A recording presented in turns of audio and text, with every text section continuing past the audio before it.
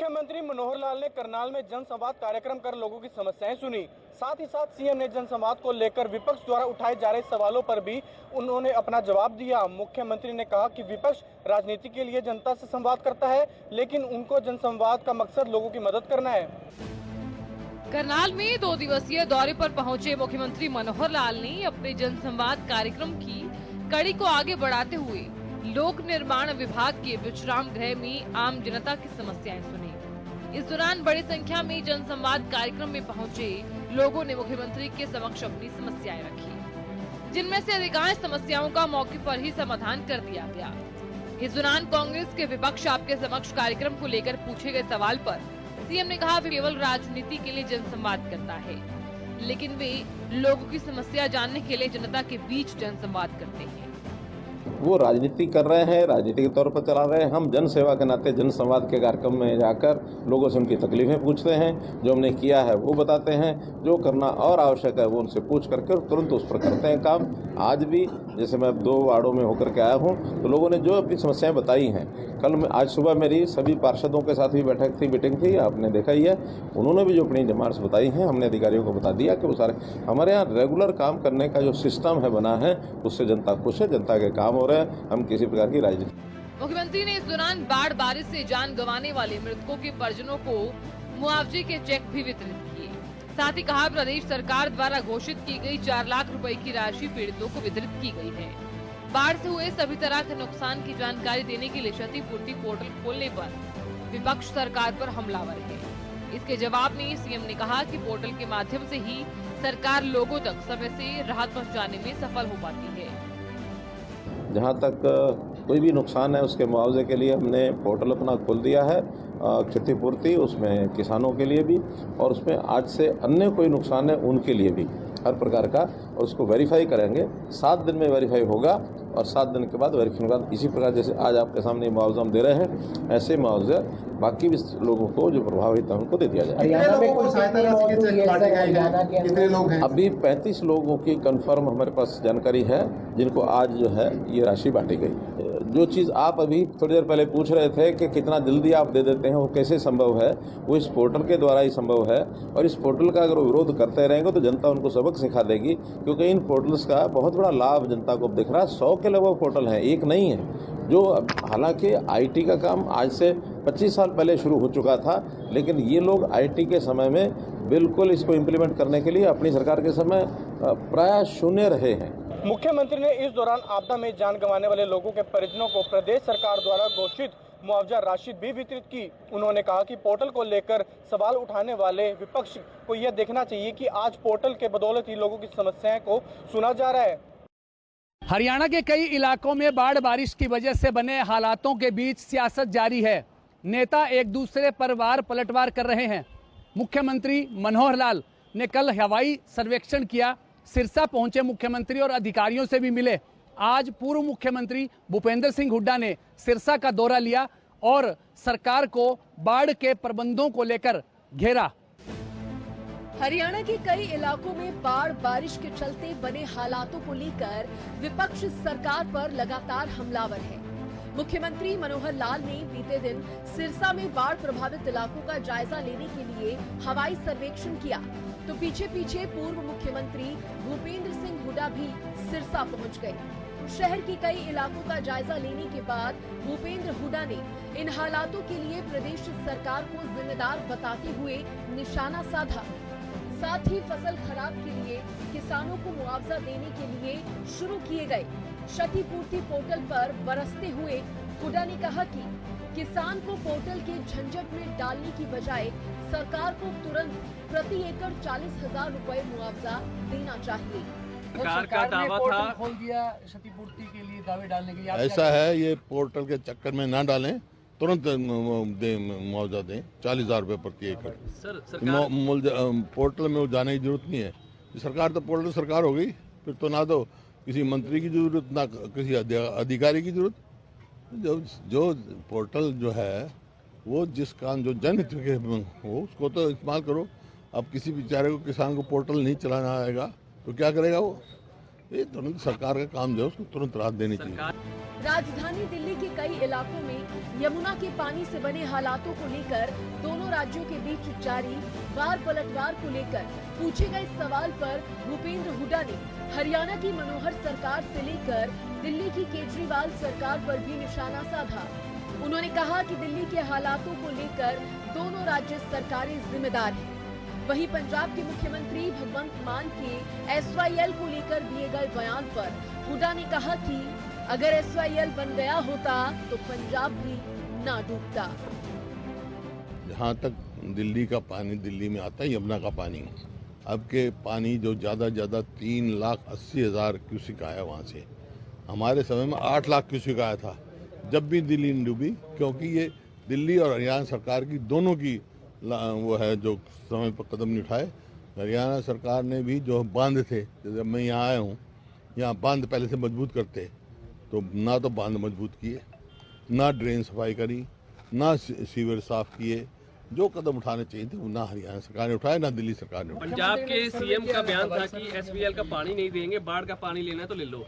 ऐसा है, उनको ज्ञान नहीं है। अगर SYL खोद दी होती तो पंजाब भी बच जाता। सिरसा दौरे के दौरान पूर्व मुख्यमंत्री भूपेंद्र सिंह हुड्डा ने हरियाणा सरकार को घेरा और सरकार पर निशाना साधते हुए पोर्टल की सरकार बताया।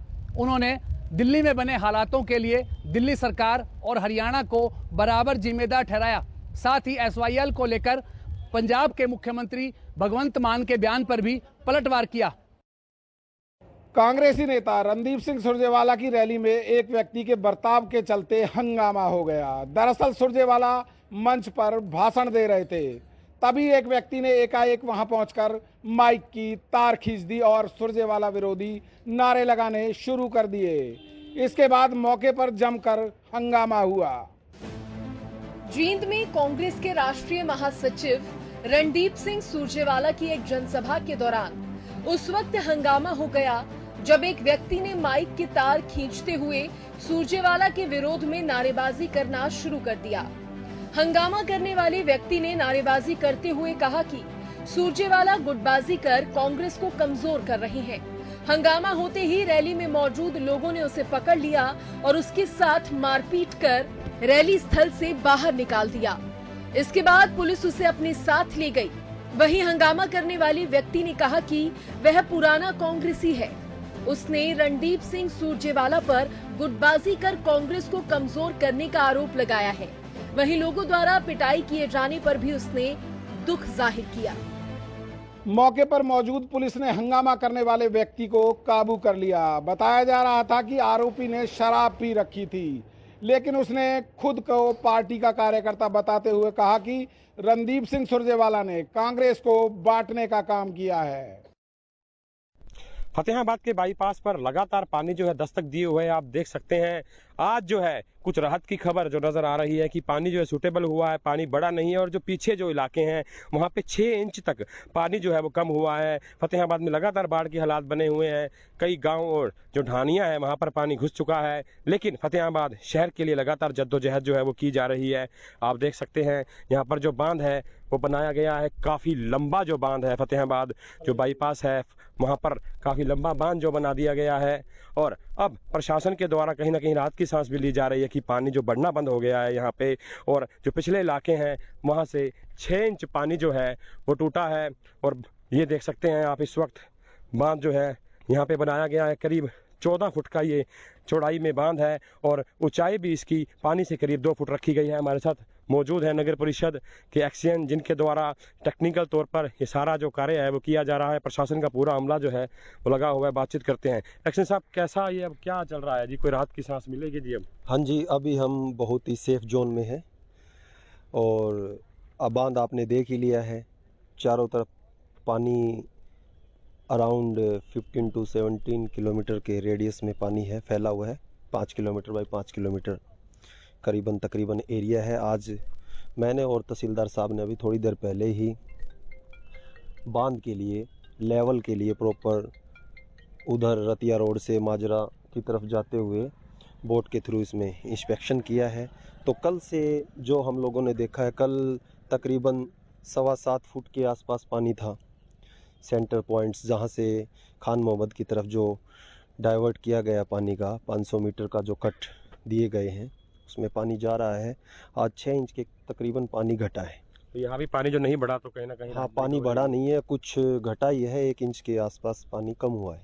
तो निकासी दूसरे गांव की ओर लगातार की जा रही है? बिल्कुल की जा रही है। अभी जिला नगर आयुक्त सर हमारे कमिश्नर द्वारा भी विजिट किया जा रहा है और मैं भी विजिट करके आया हूँ। अब सीटीएम साहब भी गए हुए हैं और इसकी निकासी के लिए पूर्णतः इंतजाम किए जा रहे हैं कि जल्दी से जल्दी राहत मिले। तो कितने फुट पानी होगा जी अभी यहाँ पे? अभी यहाँ पर 5 से 6 फुट के आसपास पानी है और कुछ जगह जैसा कि आप देखिए उधर 6 फुट 6.25 कहीं 7 के आसपास पानी है। तो ये कहा जा सकता है कि भी अब पानी बढ़ेगा नहीं, जैसे पीछे से लगातार खबरें आ रही हैं घग्गर जो है वो रौद्र रूप धारण किए हुए बरसात हो रही है, तो उसको लेकर क्या तैयारी है? पानी अगर बढ़ता भी है, बारिश आ जाती है, पानी बढ़ता भी है, फिर भी हमारे द्वारा बांध जो बनाया गया है वो प्रॉपर उसकी स्ट्रेंथनिंग की गई है, ना कि ये मतलब एक कट्टे और सीमेंट और मिट्टी से पूरा स्ट्रेंथनिंग किया गया है। 14 फुट इसको चौड़ा किया गया है, 7-8 फुट इसको ऊंचा किया गया है। अभी 5 से 6 फुट पानी है तो भी 8 फुट है, 2 फुट अभी भी हम ऊपर हैं। और इसके साथ साथ प्लान बी का हमारा स्टार्ट हो चुका है काम, पूर्णतः इंतजाम किए जा रहे हैं। तो अलग से बांध बनाई जा रही है शहर में? अलग से बांध बनाए जा रहे हैं। जो लो लाइंग एरिया हमारे शक्ति नगर, अशोक नगर, वहाँ पे हमारा काम स्टार्ट हो चुका है। तो हमारे साथ मौजूद थे नगर परिषद के एक्शन और इनके द्वारा बताया गया है बड़े अच्छे तरीके से कि शहर को डरने की ज़रूरत नहीं है और पानी जो यहाँ सूटेबल हो गया और पीछे जो है वो काफ़ी कम हुआ है। तो आने वाले दिनों में राहत भरी खबर जो मिलेगी। हालांकि गांव में जो अलग अलग नाले निकालकर पानी की निकासी लगातार जारी है। फतेहाबाद से हरियाणा न्यूज़ के लिए जितेंद्र मुंगा। जल्द ही अफ्रीकन यूनियन को G20 में शामिल किया जा सकता है। प्रधानमंत्री नरेंद्र मोदी ने इस बात का प्रस्ताव रखा है और सभी सदस्य देशों की ओर से इस बात की जबरदस्त प्रतिक्रिया भी मिली है। ऐसा लगता है कि जल्द ही अफ्रीकन यूनियन भी G20 में शामिल होगा। पीएम मोदी के प्रस्ताव पर जल्द ही अफ्रीकन यूनियन को G20 में किया जा सकता है। इसी को लेकर भारत के G20 शेरपा अमिताभ कांत ने कहा कि प्रधानमंत्री नरेंद्र मोदी ने अफ्रीकन यूनियन को G20 का स्थायी सदस्य बनाने का प्रस्ताव किया है। उनके प्रस्ताव को सदस्य देशों में जबरदस्त प्रतिक्रिया मिली है। अमिताभ कांत ने बताया कि भारत को पूरी उम्मीद है कि अफ्रीकन यूनियन को नई दिल्ली की अध्यक्षता में ही G20 की स्थायी सदस्यता मिल जाएगी। बता दें कि अफ्रीकन यूनियन एक प्रभावशाली संगठन है जिसके सदस्य अफ्रीका के 55वें देश में हैं। बीते महीने प्रधानमंत्री नरेंद्र मोदी ने G20 देशों के नेताओं को पत्र लिखकर अफ्रीकन यूनियन को सितंबर में नई दिल्ली में होने वाले सम्मेलन में स्थायी सदस्य बनाने की अपील की थी। कर्नाटक के हम्पी में हुई G20 की बैठक के दौरान इस मामले पर प्रगति हुई है। अभी G20 की 4 चरण की बैठकें और होनी है, जिनके बाद नई दिल्ली में सम्मेलन होगा। अमिताभ कांत ने कहा कि पीएम मोदी के प्रस्ताव को G20 देशों से अच्छी प्रतिक्रिया मिलती हुई नजर आ रही है। भारत की अध्यक्षता का उद्देश्य वैश्विक दक्षिण का फायदा है। अधिकारियों का इस मुद्दे पर कहना है कि G20 आम सहमति के सिद्धांत पर कार्य कर रहा है। कोई भी असहमति आवाज मुश्किल पैदा कर सकती है। आगे कहा कि सम्मेलन में भारत की प्राथमिकता सतत विकास है। भारत का रुख है कि विकासशील देशों को विकास लक्ष्यों की प्राप्ति और जलवायु परिवर्तन से निपटने के लिए संसाधन उपलब्ध करवाए जाएं। भारत इसको लेकर अपना रुख पहले ही स्पष्ट कर चुका है। भारत का कहना है कि विकासशील देशों को विकास लक्ष्यों की प्राप्ति और जलवायु परिवर्तन से निपटने के लिए संसाधन उपलब्ध करवाए जाएं। ऐसे में अफ्रीकन यूनियन अगर G20 में शामिल होता है तो उन्हें काफी लाभ मिलेगा। युवाओं में ऑनलाइन गेम खेलने को लेकर लगातार क्रेज बढ़ता जा रहा है और बीते कुछ सालों में ऑनलाइन गेम खेलने वालों की संख्या में भारी इजाफा हुआ है। लेकिन महाराष्ट्र से एक ऐसा मामला सामने आया है जिसने सभी को हैरान कर दिया है। महाराष्ट्र में एक व्यापारी से ऑनलाइन गेम खेलने के नाम पर 58 करोड़ रुपए की ठगी की गई है। पिछले कुछ समय से देश में ऑनलाइन गेम खेलने वालों की संख्या में जबरदस्त इजाफा हुआ है। लोग सब कामों को छोड़कर दिन भर गेम ही खेल रहे हैं। यह गेम अगर केवल मनोरंजन तक सीमित रहे तो सब कुछ ठीक है, लेकिन जब इसी माध्यम से गैर कानूनी काम होने लगता है तब दिक्कतें बढ़ जाती हैं। अब लोग गेम खेलते खेलते ठगी का शिकार हो रहे हैं, कर्ज के दलदल में फंसते जा रहे हैं। कुछ ऐसा ही ठगी का मामला महाराष्ट्र के नागपुर से सामने आया है, जहां ऑनलाइन गेम के नाम पर सट्टा लगाने और ज्यादा मुनाफे का लालच देकर नागपुर के एक व्यापारी से 58 करोड़ रुपए से ज्यादा की धोखाधड़ी की गई। ये रकम नवंबर 2021 से लेकर 2023 के दौरान ठगी गई है। इस मामले में पीड़ित की शिकायत पर महाराष्ट्र के गोंदिया में नागपुर पुलिस ने छापेमारी की। छापेमारी के दौरान पुलिस को 10 करोड़ से ज्यादा की कैश और 4 किलो सोने के बिस्किट बरामद हुए हैं। इसके साथ पुलिस ने कई आरोपियों को हिरासत में लिया है, लेकिन इस पूरे प्रकरण का मुख्य आरोपी फिलहाल फरार है। इस मामले में पुलिस के द्वारा कार्रवाई शुरू कर दी गई है और मुख्य आरोपी की तलाश भी की जा रही है। अब देखना होगा कि पुलिस के हत्थे कब तक यह आरोपी चढ़ते हैं। दक्षिण अफ्रीका और नामीबिया से भारत लाए गए 40% चीतों की मौत के मामले में चिंता जाहिर करते हुए सुप्रीम कोर्ट ने बचे हुए चीतों को दूसरे राज्य में शिफ्ट करने की बात कही थी। इस बीच चीतों को दूसरे राज्य में तो नहीं, लेकिन फिलहाल खुले जंगल से बाड़े में शिफ्ट कर दिया गया है। मध्य प्रदेश के कूनो नेशनल पार्क में लगातार हो रही चीतों की मौत के मामले में सुप्रीम कोर्ट के आदेश के बाद 11 चीतों को बड़े बाड़े में शिफ्ट किया जा रहा है। इनमें 6 नर और 5 मादा शामिल हैं। खुले जंगल में घूम रहे सभी चीतों को ट्रैंकुलाइज कर एक के बाद एक बड़े बाड़े में शिफ्ट किया जा रहा है। चीतों की मौत का राज जानने के लिए नामीबिया, दक्षिण अफ्रीका के विशेषज्ञ और वन विभाग की टीम इनका मेडिकल चेकअप करवा रही है। आपको बता दें कि 6 चीतों की रेडियो कॉलर आईडी भी हटा दी गई है। वहीं 4 चीते अभी भी खुले जंगल में घूम रहे हैं। इनका भी एक कर स्वास्थ्य परीक्षण किया जा रहा है। आपको बता दें कि हाल ही में सुप्रीम कोर्ट ने कूनो में चीतों की मौत पर चिंता जताई है। कोर्ट ने केंद्र सरकार से कहा था कि राजनीति से ऊपर उठकर कूनो से कुछ चीतों को राजस्थान शिफ्ट करने पर विचार करना चाहिए। कोर्ट ने केंद्र सरकार से कहा कि क्यों नहीं आप राजस्थान में कोई अच्छी जगह ढूंढते। सिर्फ इसलिए कि राजस्थान में कांग्रेस की सरकार है, इसका मतलब ये नहीं कि आप इस प्रस्ताव पर विचार न करें। चीतों को राजस्थान भेजने के सवाल पर केंद्र सरकार की तरफ से पेश ASG भाटी ने सुप्रीम कोर्ट में कहा कि सभी संभावनाओं पर गौर किया जा रहा है। हालांकि इस दौरान केंद्र सरकार ने ये जानकारी ही नहीं दी कि राजस्थान सरकार खुद ऐसा प्रस्ताव दे चुकी है। बता दें कि मार्च 2023 से लेकर अब तक एक के बाद एक कर 8 चीतों ने दम तोड़ दिया है। ऐसे में कूनो नेशनल पार्क में बचे हुए सभी चीतों का मेडिकल परीक्षण किया जा रहा है। इसके लिए वन विभाग की टीम के साथ ही दक्षिण अफ्रीका और नामीबिया से भी विशेषज्ञों की टीम बुलाई गई है। लेकिन देखना होगा कि सुप्रीम कोर्ट के निर्देश के बाद बचे हुए चीतों को राजस्थान कब तक शिफ्ट किया जाता है। पाकिस्तान में अल्पसंख्यकों पर अत्याचार के मामले थमने का नाम नहीं ले रहे हैं। हाल ही में एक वीडियो वायरल हो रहा है जिसमें एक ही परिवार की 3 लड़कियों को पहले अगवा किया गया और उसके बाद उनका धर्म परिवर्तन करवाया जा रहा है। पाकिस्तान में अल्पसंख्यक समूहों पर जुर्म लगातार जारी है। बीते दिनों करोड़ों रुपए की प्रॉपर्टी के लिए मंदिर को तोड़ने के बाद अब एक ही परिवार की 3 लड़कियों के धर्म परिवर्तन का मामला सामने आया है। धर्म परिवर्तन की ये घटना पाकिस्तान के पंजाब प्रांत में जिला रहीम यार खान की है। पंजाब प्रांत के सादिकाबाद में रहने वाले हिंदू लेहला राम की 3 बच्चियां परमेश, रोशनी और चांदनी, जिनकी उम्र 16 और उससे कम है, उन्हें अगवा कर लिया गया। परिवार ने पुलिस से सहयोग मांगा लेकिन कोई सहायता नहीं मिली, जिसके बाद परिवार को पता चला कि ये तीनों बच्चियां उनके जिले से 60 किलोमीटर दूर डहरकी में पीर मियां जावेद अहमद कादरी के घर पर कैद हैं। उनकी बेटियों का एक वीडियो भी वायरल हुआ जिनमें उनकी बच्चियों को जबरन इस्लाम कबूल करवाया जा रहा है। वहीं इस मामले में पाकिस्तान में पुलिस प्रशासन से मदद मांगने के बाद भी इंसाफ न मिलता देख लेहला राम ने अब भारत सरकार से मदद की गुहार लगाई है। इस मामले में बीजेपी नेता मनजिंदर सिंह सिरसा ने ट्वीट करके विदेश मंत्रालय से हस्तक्षेप करने को कहा। उन्होंने मिनिस्ट्री ऑफ एक्सटर्नल अफेयर से पाकिस्तान के इन अल्पसंख्यक परिवारों की मदद के लिए आगे आने की अपील की है। इस मामले में पाकिस्तान के पुलिस प्रशासन से मदद न मिलने के बाद अब लड़कियों के पिता ने भारत सरकार से मदद की गुहार लगाई है। देखने वाली बात होगी कि भारत इस मामले में क्या कदम उठाता है। कोच्चि के अंतर्राष्ट्रीय हवाई अड्डे पर एक यात्री से आधा किलो से अधिक सोना जब्त किया गया, लगभग जिसकी कीमत 48 लाख रुपए बताई जा रही है। यात्री मलेशिया के कुआलालंपुर से आया था।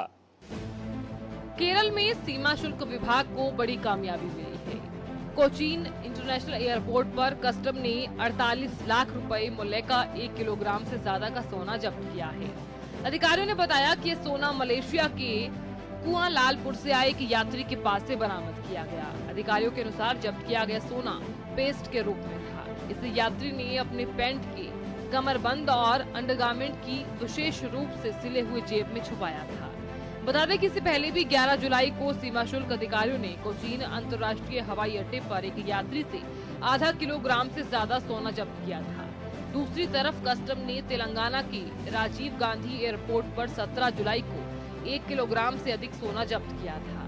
यह सोना कुवैत से आ रहे 2 यात्रियों के पास से जब्त किया गया था।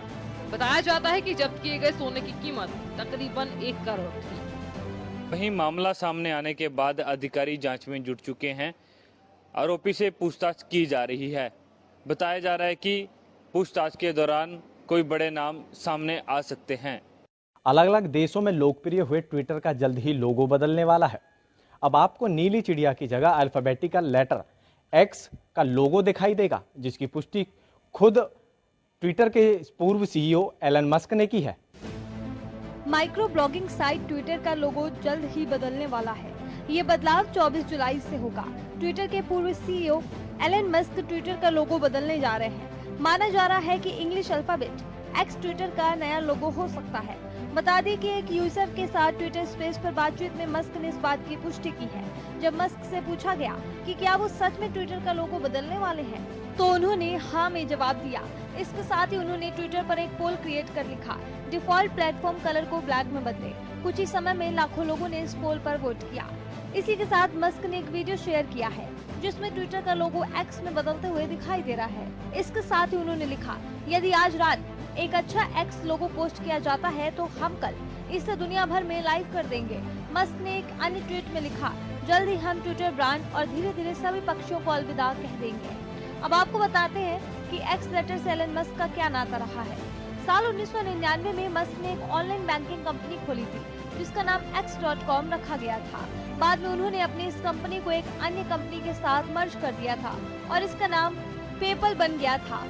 साल 2017 में मस्क ने पेपल से URL x.com को फिर से खरीदा था। उन्होंने उस दौरान ट्वीट करते हुए लिखा था कि इस डोमेन का उनके लिए बहुत भावुक मूल्य है।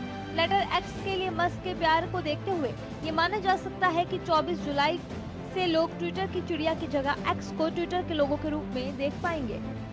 आपको बता दें कि लेटर एक्स के साथ एलोन मस्क का काफी गहरा नाता है। साल 1999 में उन्होंने अपनी एक ऑनलाइन कंपनी का नाम भी x.com रखा था। अब लोगों को चेंज होने की खबरें सुनकर यूजरों में काफी उत्साह देखने को मिल रहा है और लोग नए लोगों को देखने के लिए काफी बेताब नजर आ रहे हैं।